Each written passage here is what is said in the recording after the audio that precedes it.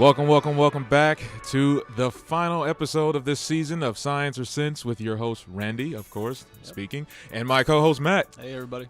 So, it's been 8 episodes, probably longer than that since, we started this when we didn't even have a name. No. Remember we didn't have a name There was for a few this? episodes we didn't have a name. Oh, man, we were just like, Geo Dudes or the Rock Crew, Yeah. them Rock Boys or something, I don't know. We bounced around a little bit. Yeah, and now we landed on Science Sense, and now we got our first season done.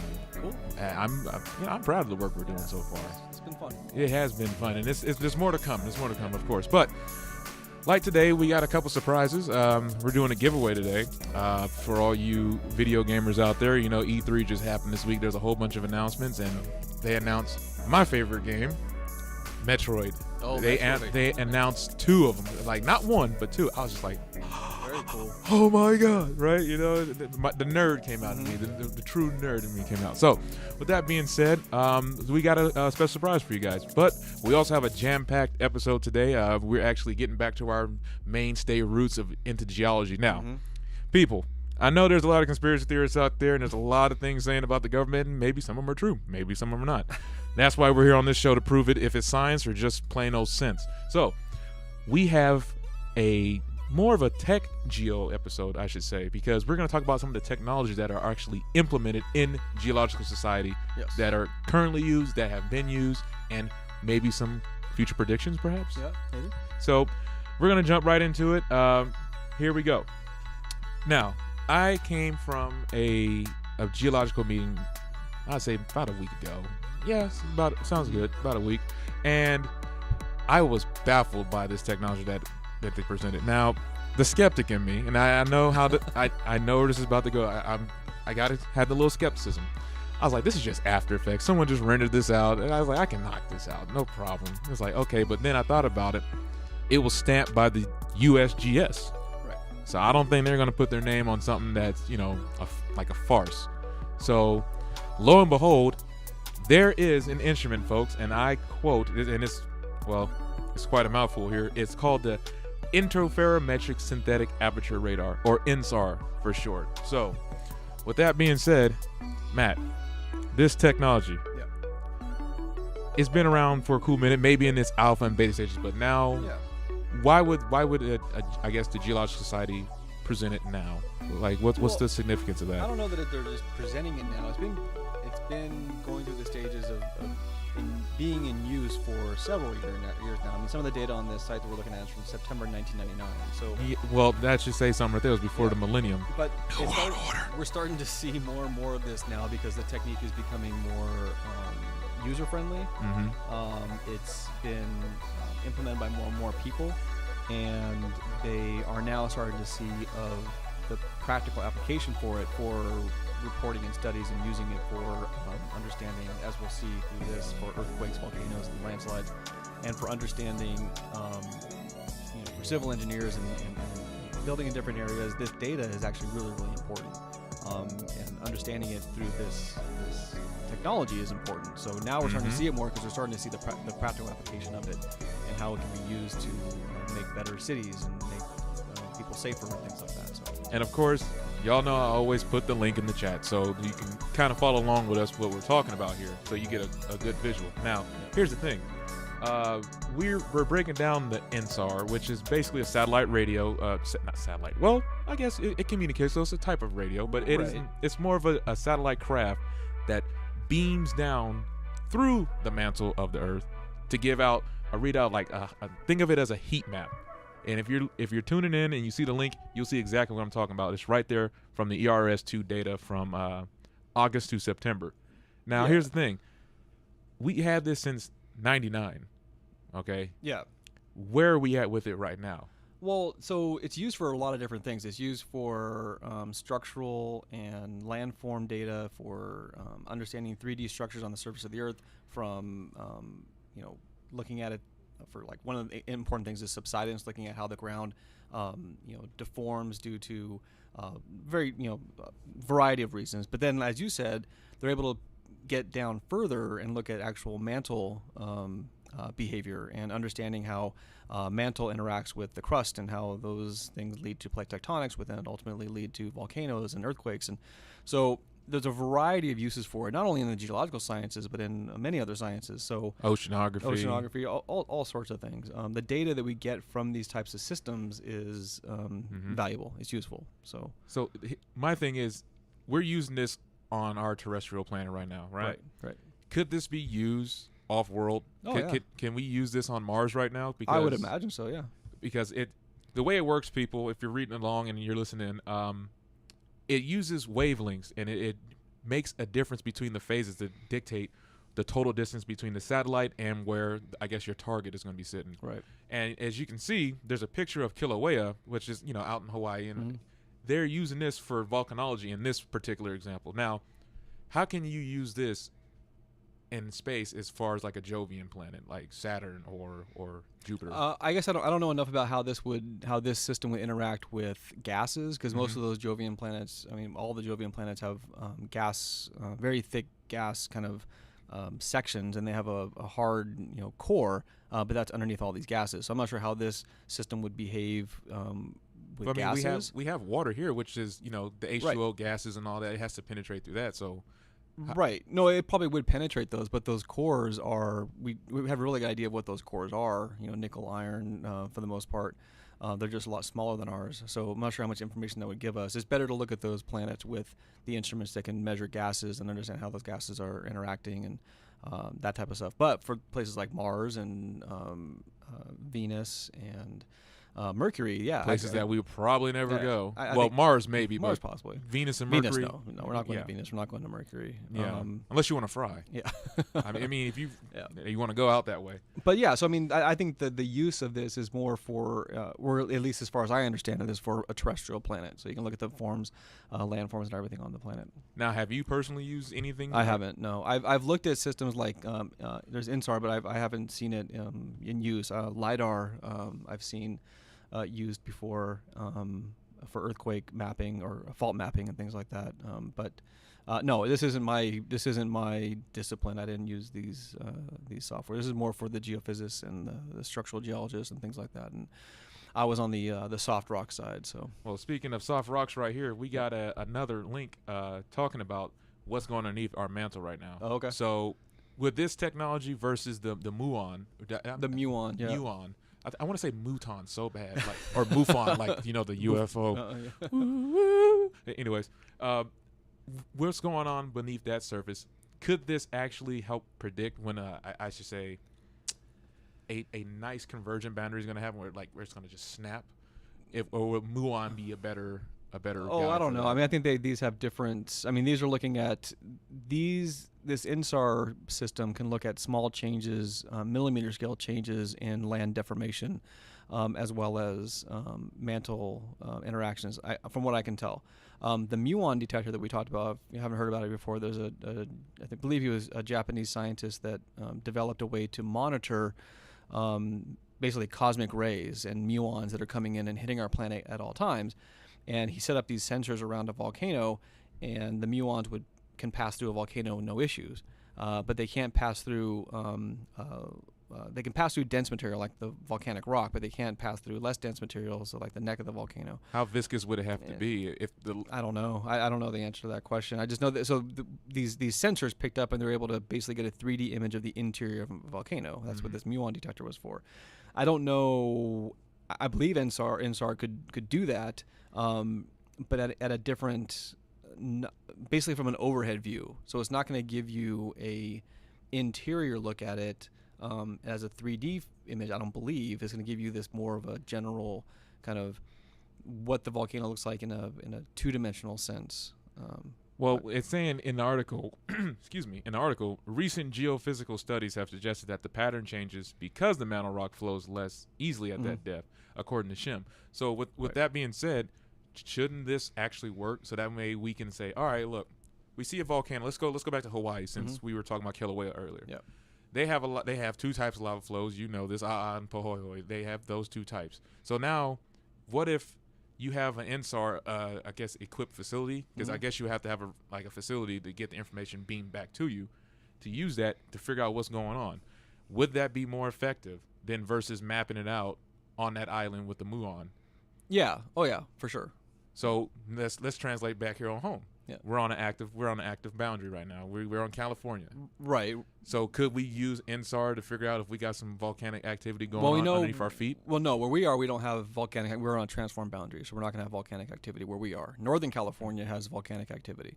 Oh, okay. Yeah, so we're not going to have. I thought it was all along the Pacific coast right here. No, it's only in as far as the volcanoes that are like the convergent boundary we have on the California coast is up north or Northern California, where the it's called the Juan de Fuca plate is subducting beneath the North American plate. That's where we have our volcanoes. Here in California, we have our earthquakes because we're on the San Andreas Fault. Is Mount Shasta near that area? Yeah. That's Shasta, a dormant volcano, Shasta, right? Rainier, Helen, all those up there are active volcanoes. Yeah. Wow. Okay, so that's what I'm trying to figure out. So if they're active, and we have InSAR, let's say we had an InSAR facility here, we can monitor everything that's going on beneath the surface because from what I was, I guess, demonstrated to at the meeting, it can only detect earthquakes that happen within the area. And folks, this isn't just for volcanoes, so don't be alarmed. We're not talking about volcanoes going off, but it's saying that it can only detect up to 5.5 degree magnitudes. Right. For volcanoes, there has to be some type of tremor activity going on. I'm not a volcanologist, so I don't know that terminology, but geo, I got it. Right. But the thing is, if that's the case, how accurate can these systems be if it has to reach a certain criteria for it even to register with these systems? Well, I'm guessing from how much it needs. So if it has to be a 5.5, it means it has to have a certain amount of offset in some whatever fault system we're looking at, and that's what it's able to measure. Anything less than a 5.5 is probably not going to provide enough offset to have that the data basically translate into what we can read. But any eruption, so if we're talking about volcanoes, any volcanic eruption is going to relate to a rather large earthquake. So it's going to be anything that we're going to care about is going to be at that range anyway. So what do we care? The crust isn't safe, people. Well, but so like a 4.5 earthquake, we feel those all the time here in California, and that's child's play. They don't do too much, right? They don't have that much of an impact. So we understand that we want to understand the heavier ones, the ones that are going to cause more damage. So the way the system is right now, it's sensitive, it seems, to pick up those larger scale things, which is what we care about anyway. So it can still be used. Whether or not it can be used to predict, I'm not sure. I think one of our other articles talks about prediction computing power, and I just I'm still a little skeptical of the prediction part of it. But well, here's another thing that's run through my mind with this. It's like, all right, we live on an ever changing world, even though it's at such a small pace in a human time frame, so to speak. The plates move on average about 4 to 5 centimeters per year. Right. That's how fast they move. That's very It's very slow. It's watching your fingernails grow. It's very slow. But the thing is, we still have certain layers of like geological material that we have not discovered yet. Like I noticed again, this is going back to that meeting because a lot took place in that meeting. Yeah. And there's a lot of things that we have not even charted, and that's just in California alone. So how charted as far as what though? Depth wise, like we haven't went too far beneath California's top layer and to figure out what's going on. Yeah, I mean a lot of that's difficult. So can we honestly say that we don't have anything brewing right now? Because like I said, there's Bajadas sitting out there at Joshua Tree right now. Now, whether or not there's some plutons nearby or anything of that nature, that's to remain to be seen. But I'm talking about deep down beneath California. Yeah, we have a pretty good idea of what's going on down there. I mean, there's a pretty good idea that we don't have. I mean, there could be a hotspot brewing that we don't know about. It hasn't reached the surface yet, but I doubt it. We don't have convergence going on, so there's not going to be a volcano all of a sudden popping up along our coastline. I mean, there's a lot for us to map. There's a lot that we don't know, but we do know an awful lot about the geology of California and what's going on. So I don't think there's going to be any huge surprises. There might be some tweaks to our understanding of certain things, but we're not going to all of a sudden see a Mount St. Helens type eruption occur in our neck of the woods. So I mean, I think that our growing knowledge and our use of these technologies is helping us understand what we currently know better. But to say that it's going to overturn kind of a major concept that we have, I don't think we're there as far as we understand more than that at this point. Yeah. Okay. Well, we're going to take a short break, and we're going to go to our next topic. It's going to delve more into the technology that we have and what's currently available. Maybe we can get some specialized answers out of my co-host here. Yeah. Maybe some geological Illuminati stuff. I don't know. Maybe. Yeah. But the internet is here, and he's coming up in the next part of the segment. Oh, great. Yes, prepare yourself, listeners. All right, we're going to take a short break and a break from our sponsors at that, too. So stay tuned. Keep it locked here.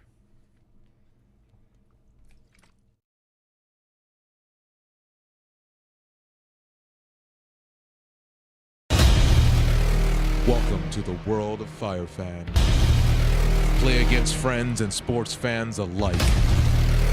On game day, make predictions in real time with your team and win.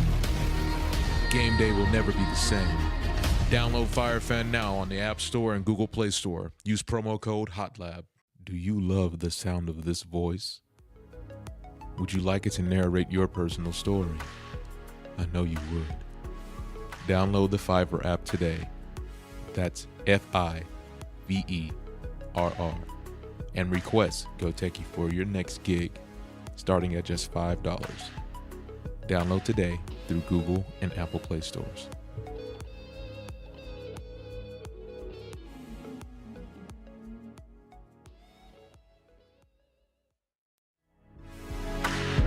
Do you love the sound of this voice? Would you like it to narrate your personal story? I know you would. Download the Fiverr app today.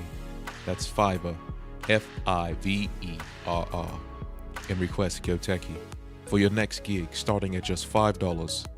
Download today through Google and Apple Play stores. Hey, this is Jimmy here. And you know what? Getting commercial-grade B-roll footage these days can be a real pain in the you-know-what.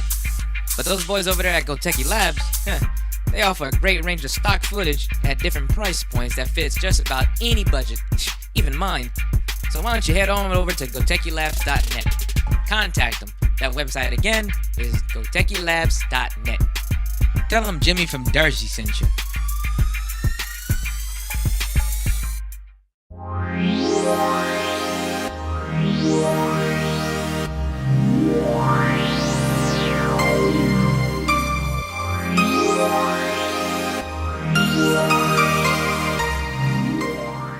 All right, we are back from our short break. So we were just finishing up on the topic of what is going beneath our mantle here. And Matt, man, okay, again, break it down one last time for people who might just now be tuning in. Yep. Why is it such a big issue about this Bridgemanite? Bridgemanite? They come up with all kinds of words. Well, so I guess geology. it'd be important to lay out first for those who maybe don't know that our Earth is made up of various quote unquote layers. We don't necessarily think that they're like an onion where they're easily delineated what the layer is. Yeah. I'm like an onion. I have layers. Yeah. So there's the crust, there's two types of crust: ocean crust, continental crust. We actually obviously build our homes and everything on continental crust. And then beneath that you have the mantle, but the mantle is further divided into different layers. And then there's the core, and the inner core and the outer core. The outer core is liquid. So all these there's things. no core, Matt. There's mole people that live down hollow there. Earth. It's hollow Earth.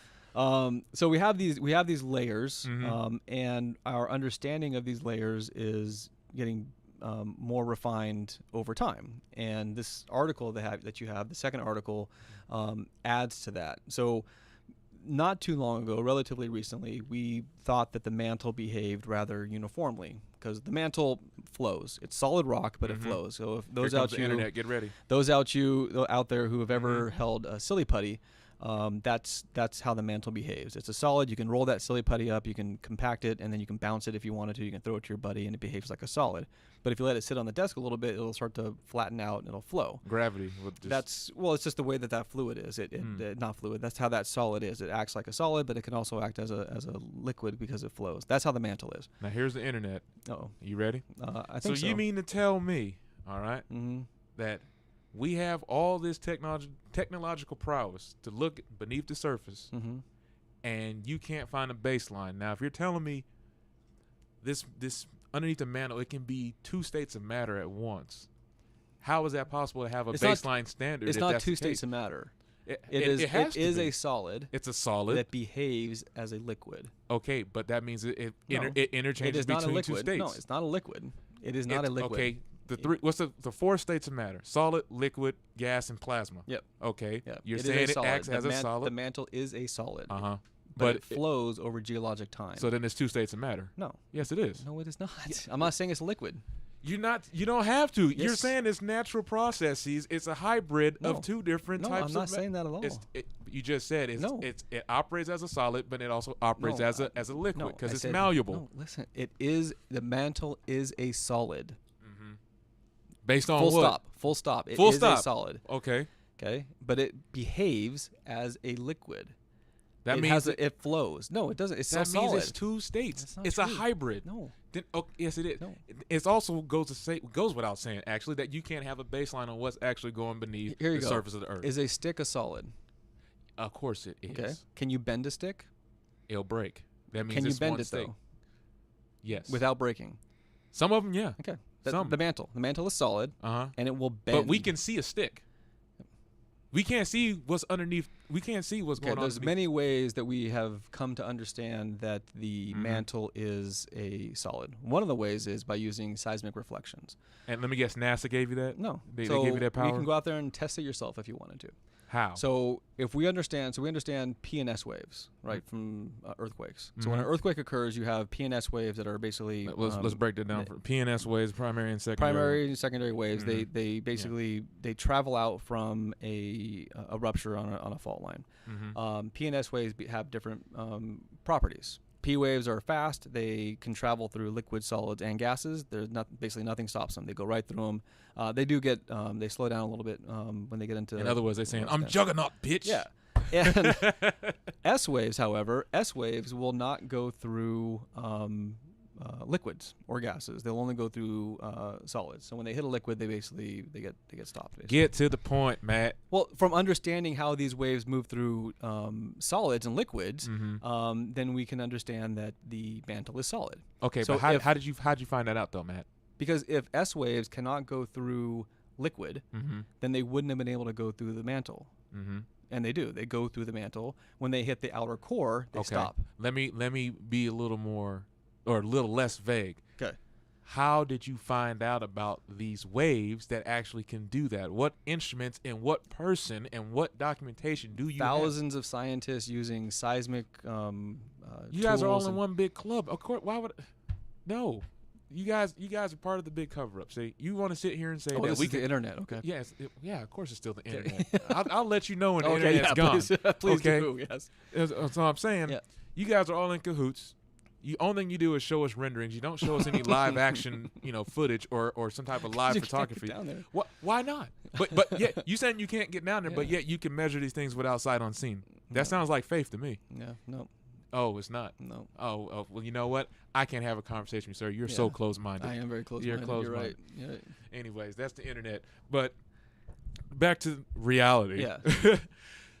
This is actually something. I don't know if it's gonna. According to the article, it doesn't seem like it's gonna affect us immediately. It's not. No, I mean this is new information that most people aren't going to care about and isn't going to affect their daily lives. But if it helps us, it will eventually, because it's going to help scientists better understand how the mantle behaves, which can help us understand tectonics a little bit better, which can help us understand possibly volcanoes and earthquakes better. So it might lead to further information that can help us in not prediction, but better understanding how a rupture or an eruption might take place. Well, to close out this topic, since you mentioned predictions and stuff, I remember we had a conversation way back in early days of the show about predicting earthquakes and tsunamis. So it seems like we may be one step closer. I think we're getting closer to better understanding the frequency and how these things are triggered. Right. We'll see with the next article, but I don't, the prediction part of it, I just don't know that I think in theory, yes, we might be able to get there. I just don't think it's anytime soon. Maybe not in our lifetime. No. So that's up to you, next generation listening in. That's right. Yeah. Good luck. Prove me wrong. I like to be proven wrong. Okay. So now we're moving on to our next topic. But before I do, we're talking about supercomputing for the technologies that researchers use to understand Earth's interior and all that. So I want to ask you this. Do you believe in fortunes or any type of hypothesizing and all that? Do you? No. Okay. Riddle me this then. Yep. Personal story here. Okay. There was an event down in Santa Monica. Mm-hmm. It was a free event for the Neil deGrasse Tyson event. Mm-hmm. You heard about it? No, I know Neil deGrasse Tyson. Oh, you know him like that. We should call him up sometime, put him on the show. Anyways, went to the event. It was sold out months in advance, but their Facebook team just happened to put it out there. Okay.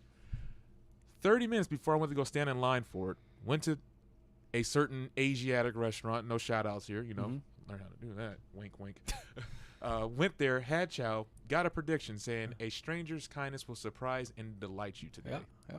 I was like, you know what? Okay, let me just put this in my pocket. Mm-hmm. Go to the event, stand in line. Long story short, meet up with somebody. They said, hey, you need a ticket to get in. Yep. Apparently, they didn't put this on Facebook. The person next to me gave me their spare ticket. Cool. Now, I ask you, Yeah. what computation do you have in your mind to say that, in all likeness, how was that possible? I would say, statistically speaking, I would be more surprised if something like that didn't happen in your lifetime. No, not lifetime. I'm talking No, about I'm that. saying- That's I that know. incident alone. Yeah, but it's fine. There's thousands of instances, hundreds of millions of instances that happen every single day. Things like that will happen all the time. It's called the law of large numbers. It's a statistical factoring. Mm-hmm. Like that story, it did not. It's cool, but it did not surprise me at all. It doesn't surprise me at all that happened. You'd be surprised how many people actually took that. Like, Oh, oh my God, you have such good right. luck No. now. Like, Oh, of course they do. Right. The Asiatic restaurant fortunes are right. No. Believe them all. Yeah, no. Those things are. My wife sometimes thinks they're fun. I don't think they're. I think they're silly, and I think I don't like them because they promote that kind of thinking, and it's just not. There's no basis for it. I mean, we covered this in the pseudoscience Yeah, episode. it's like, what it it is. took It's- pseudoscience to get Right. to let people know what's the real deal. Yeah, and there's so on no and so like, forth. there's no magic, guy with this knowledge sitting in a room writing up those fortunes. It's a computer that's printing them out. Like it's random, So- and it's random that you got it on that day that this happened to you. I don't think there's any connection to the two. If you didn't go to that Asian restaurant, and you were still on the way, maybe you went to the restaurant right next door, the same thing quite possibly could have happened to you. There's no. Well, let's see if these predictions are true, partner. What predictions? Because the supercomputing predictions help researchers understand Earth's interior. Now, Yeah. this article, it's a little dated, not too far, about a month ago, Yeah. but it goes in line with how I found out about InSAR Yeah. and Muon and Yeah. things of that nature. Right. So right here, it says, contrary to posters you may have seen hanging on walls in science buildings and classroom, Li-Jin Liu, professor of geology at Illinois, knows that Earth's interior is not like an onion. So we were just talking about that. So now we have a conflict of interest here. We have one No. professor saying that No. saying that it was like an onion. No. And then now I said we're saying, relatively recently we thought that the Earth was like an onion. Now we know better. and So- now this 3D stereographic image And this, actually helps. No, that. but this helps a little bit, right? But even within the past several years, we've known that the Earth's interior is much more complex than these sharply delineated layers. We You know sure that's it's just not not the case. Unicron that lives on our planet? No.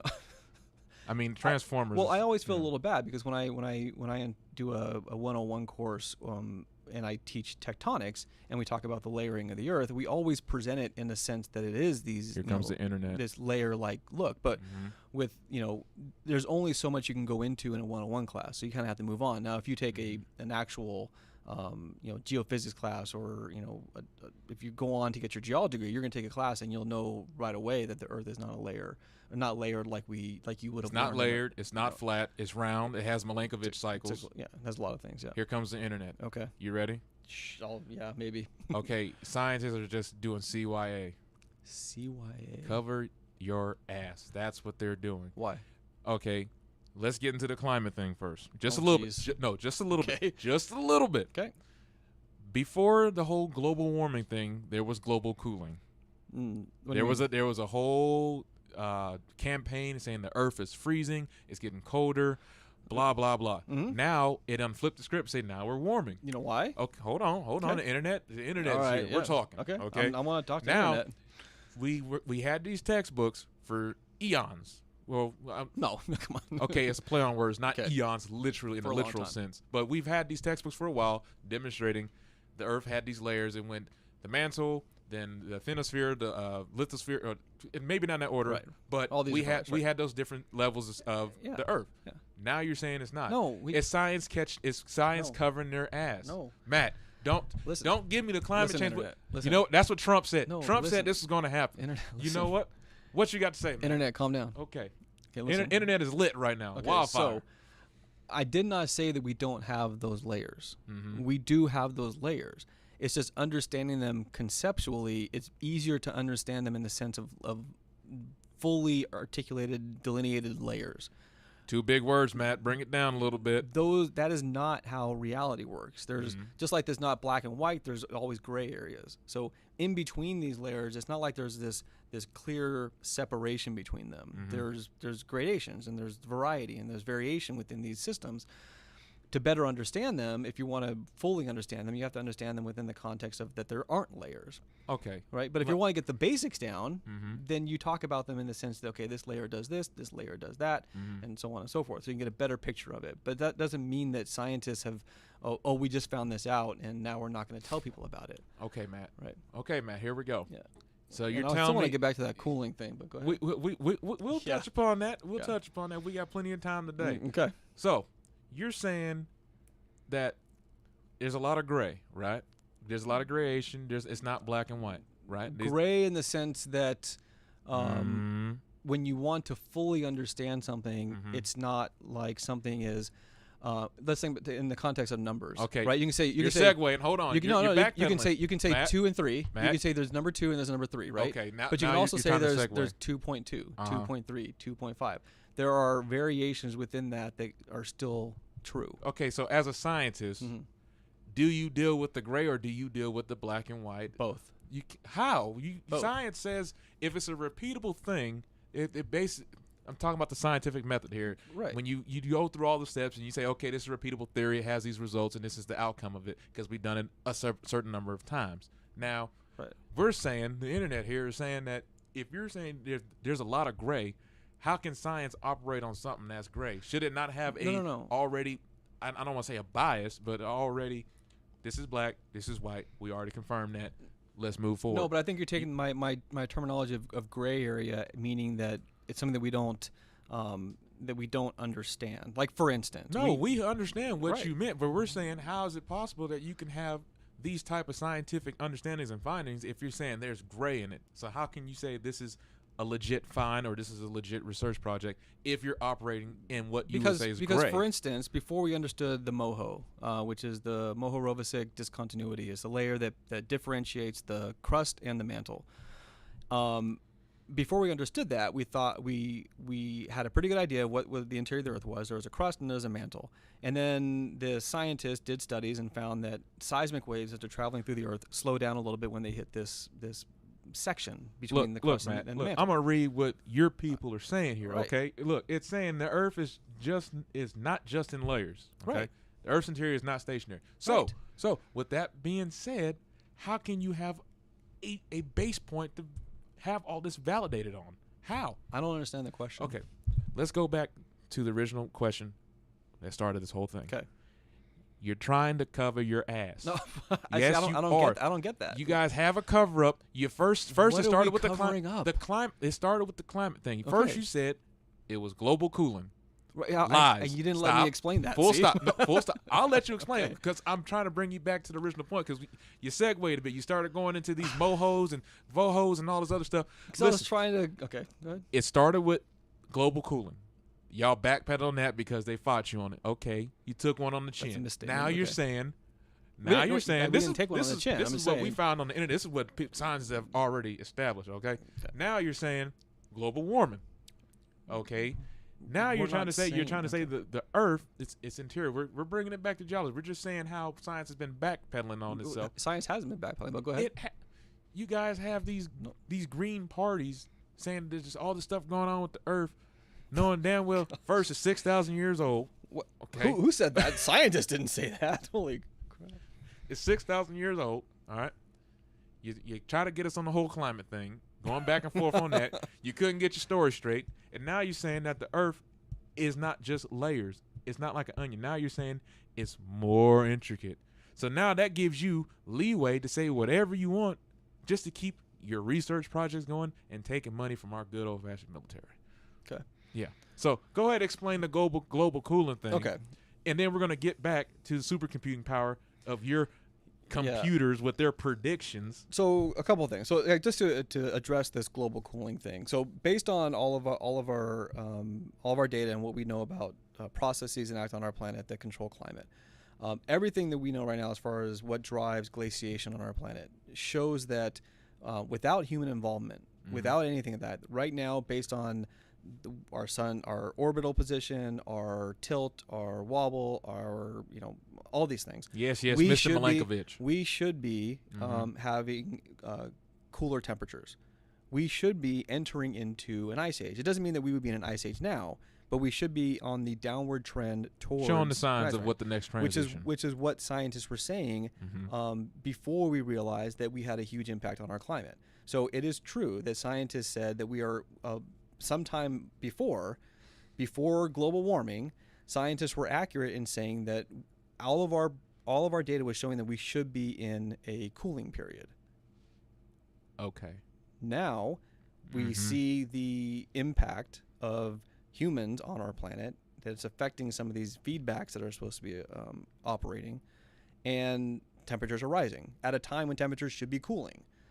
So that is why scientists before were talking about going into a cooling phase, and then as we realize, wait a second, our feedbacks aren't able to do what they're supposed to do, temperatures are rising. Now, to address this whole gray matter thing, I would give you an analogy. If you were to describe to an 8-year-old, if an 8-year-old pointed over to a vehicle and said, "What is that?" How would you describe that vehicle to them? The internet says. How would you describe a vehicle to an 8-year-old? The internet says it is a vessel in which people get in to get to one place to another. Okay. And that's all they need to do because it's very simple. Right. And is that it? Is that all that thing is? Essentially, yes. It's just a transportation vessel. So and when that kid became 19, 20 years old and entered into a mechanical engineering class, what would he learn then about how that vehicle operates? It's still a transportation vessel. That's all he would learn, and he would get his degree? Pretty much regurgitate what's already been told. Then what would he regurgitate? He regurgitate that it's a transportation vessel to move humans from point A to point B. That's not true. You know that's not true. Even though you're the internet, you know that's not true. I know I can't. He would be taught about pistons. The internet is backing down. He would be taught about pistons. Oh no! And that's my point, is that we can teach something in a very basic way about the layers of the earth and about these processes that go on. When you want to get into it and really understand it at an intricate level, which is what they do in some of these studies, they start picking apart how these things behave at those barriers. Oh yeah, I know. So that's the key. That's where I know you're just. I was telling this to the internet guy. Well, the internet is the character. Yeah. But that's people love the internet. I get people that. People love the internet. I get that. But I have this urge to answer the internet. And I want to do that. Look at it this way. I know, folks. I know y'all listening right now can't see his face because it was just next time. You know what? Maybe for season 2, we'll have a mat cam. Just like when your face just goes from bright like optimistic and shit, and all of a sudden it's just like, damn man. I thought you were legit. Like, what happened? No, bro, this is the internet. I know. His face is just so dramatic. Partly because I run into these people. That's why I do it. Yeah. So this is, put it this way, this is more of a safe harbor for you than it is for them. Okay. So it's like you can interact with the internet and people can hear you talking to him like, oh, okay, well, at least he's not doing this on the street. He's not trying to just listen to the science, you fool. You fool. But anyways, we got a little side, but you didn't answer. You didn't answer the question though about the layers. Yeah. And it's even saying in the article, and folks listening in, and you can see it in the chat. It's saying it's well known that the plate tectonics are driving Earth's evolution. Right. We know this. Everything's, even though you personally, and this is just mine, I know you don't like to say the planet's a living thing. Right. I still think it is because it's moving, it's alive. But we'll agree to disagree on that one. But it's true that we don't actually understand how these processes are taking place. Even the professor here of the study is saying that. Now, my thing is, we have the radiation from the bombardment period. We have the actual core, it's spinning, and then we have the Earth itself is spinning. So it helps with the mantle movement and so on and so forth. But will we ever have a definitive answer? Say, hey, look, this is the driving factor. This is our driver that keeps our planet, its crust constantly evolving and changing. What's driving our rifts and our convergent boundaries? Are we ever going to have a definite answer? Yeah, we do. I mean, we have one now. Well, we have a definite answer. answer. Saying if we don't, No. We have a definite answer as to what's driving this. Lou said, I'm just going to quote him. I'm going to let you answer. Okay. It says, Lou says, we are actually the first ones to use the data assimilation models in studying the mantle deformation in an approach similar to weather forecasting. So it's saying, I don't think we do have one, because he's saying we're just taking data together and we're trying to figure this thing out like a jigsaw. No, you say we are trying to produce a system model that simultaneously satisfies all the observations we have. We can then obtain a better understanding about the dynamic processes of Earth evolution. I'm reading the same thing you're reading. Yeah, right below you said. It said, Lou said, quote, we are trying to produce a system model that simultaneously satisfies all the observations we have. We can then obtain a better understanding. So we have an understanding. But it's not a definitive answer. No, it's a definitive answer. We want to understand it better. So, so you're not satisfied with the answer. Right. You want to go We're never satisfied in science. Like we want to understand this system better and better and better. It doesn't mean that we don't understand it now. Right? Like I understand how a car works, but if I can understand it better if I went to mechanic school and really understood how pistons works and understood how the intricacies of it. So we understand how these things. So I guess you're right in a sense, but I don't want to. This idea that we have a really good handle on what drives the plates to move, on mantle convection, but there are intricacies within the system that we want to continue to understand better and better and better, because those things are going to help us understand possibly other systems that we don't completely understand yet. And this one was a key example. So we understand how plate tectonics and mantle convection, all those things work in a real general sense, and that it's a driver of plate tectonics. And then we find these things like this study does, this Bridgmanite, which I hadn't heard of until I read this paper. Hey, I brought you something new. That's the thing, is that now I understand Bridgmanite and how it interacts within the system to differentiate the way certain parts of the mantle move. So now, great, now I have a new set of information that I can add into my current understanding of plate tectonics and mantle convection. So, that was a great way to close out that topic. I know the internet's always a very taxing and tedious labor, but it has to be done. Well, and sometimes you say things that I've never heard before, so it kind of catches me off guard. Keeps it going. Yeah, it's out there. Well, look, we're going to be right back after a short break from our sponsors, and then we'll close out with the final segment of this geospatial episode. Cool. We covered a lot, so stay tuned. We'll be right back after these messages.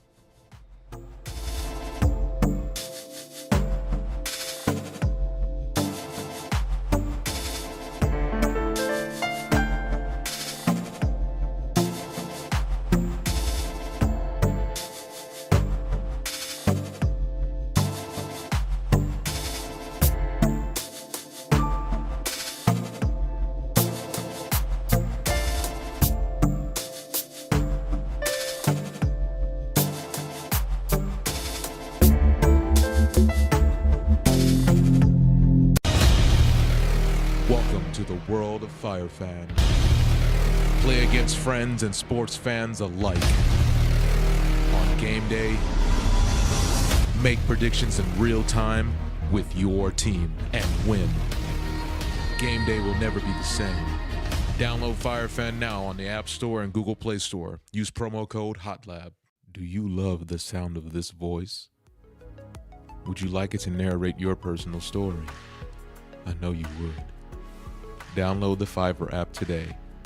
That's Fiverr. And request GoTechie for your next gig, starting at just $5. Download today through Google and Apple Play stores.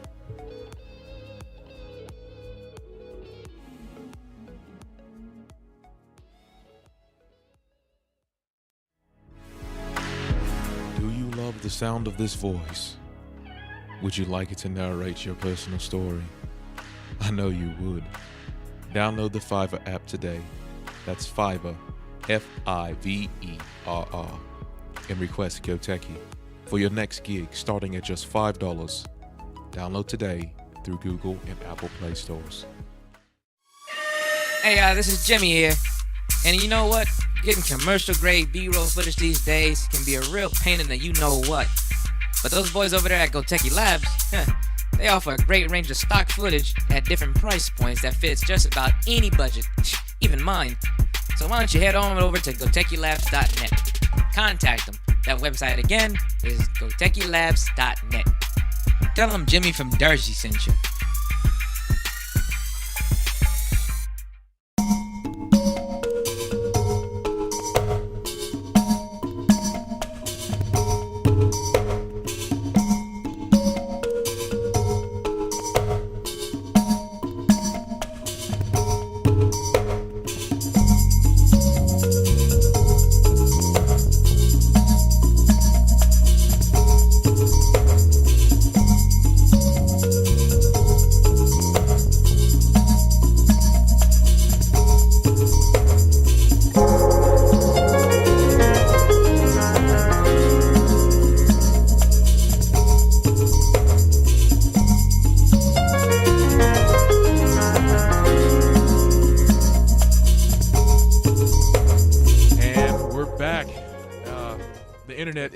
Taxing sometimes, but it's fun. It's a good way to get the critical thinking going. Yes, keep you on your toes. Okay, so we have one last topic, and we also have a giveaway. We want people to stay tuned.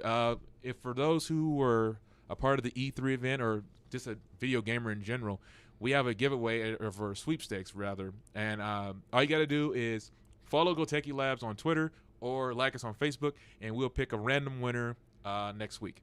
I don't want to give away the prize just yet because I don't want people, walking away like, oh, I already won. Oh, it's mine. So anyways, let's get to it. Okay. The last song was called New Eating, the one that we came in on. Mm-hmm. And it kind of goes hand in hand with this last article. Geology and biology agree. Oh, wow. I didn't know they were at wits, right? Agree on Pangaea supercontinent breakup dates. Yep. Oh, they broke up. Oh. Yep. Well, there's more land in the sea. So. Yes. But anyways, scientists at the Australian National University have found that independent estimates from geology and biology agree on the timing of the breakup of the Pangaea supercontinent in today's continents. Yep. When continents break up, single species are divided into two and drift apart, physically and genetically. Now, just gonna jump a little far. Right. This ain't the internet. Okay. I'm just gonna jump a little far here. Yeah. Could that be a reason why black people and white people don't get along? No. I'm just saying. They say no. Africans got out of Africa. We all did the Great Migration. Some people went north. We lost melanin, and then some people went east, and gunpowder happened. I don't know. No. I'd say no. Okay. All right. I just had to. It was a wild. It's a curveball. Curveball there. Anyways.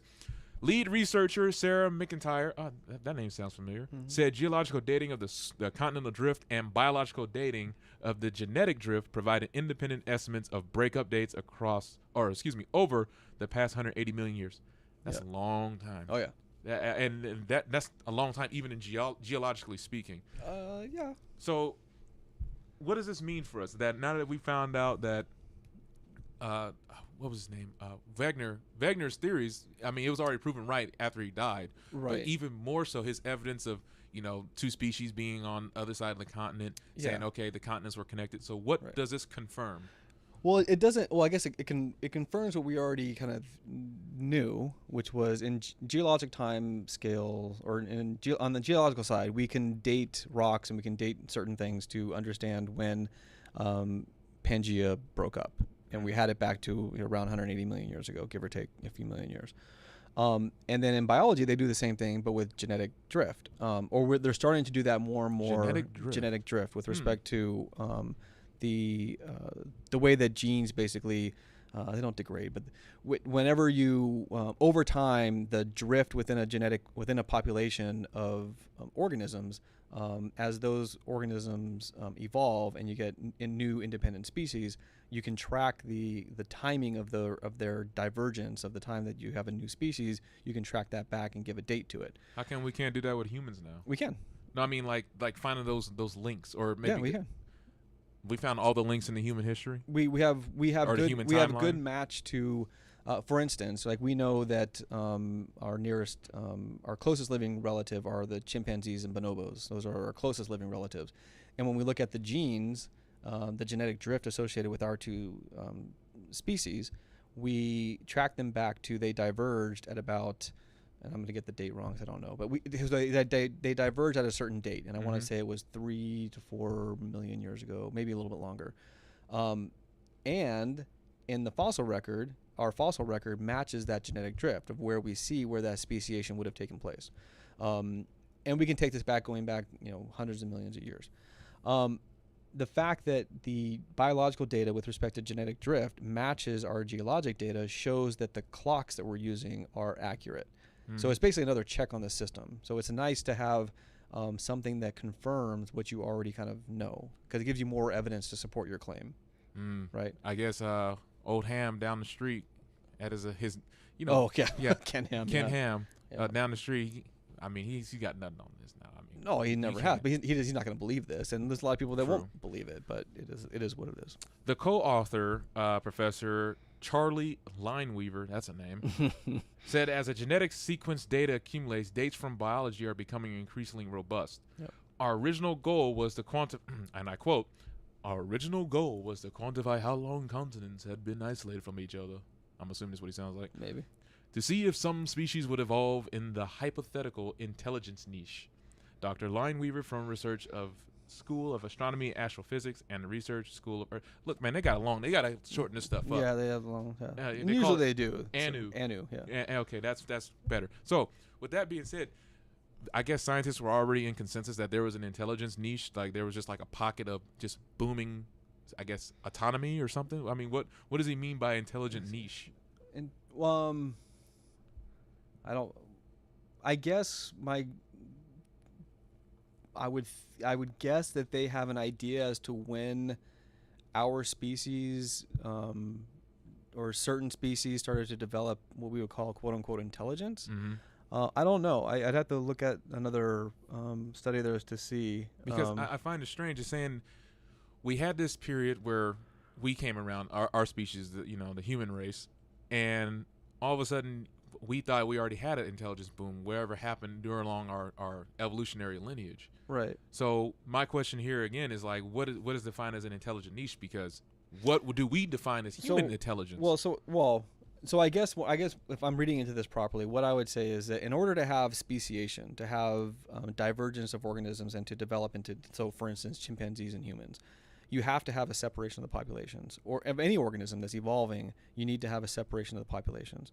And if we're on a Pangaea, if we're on one massive continent, all of these organisms on one massive continent, it's difficult. It's more difficult, not impossible. It's more difficult to have a separation. It's like a homogeneous mixture too much. Right. You have mixing of gene pools too easily.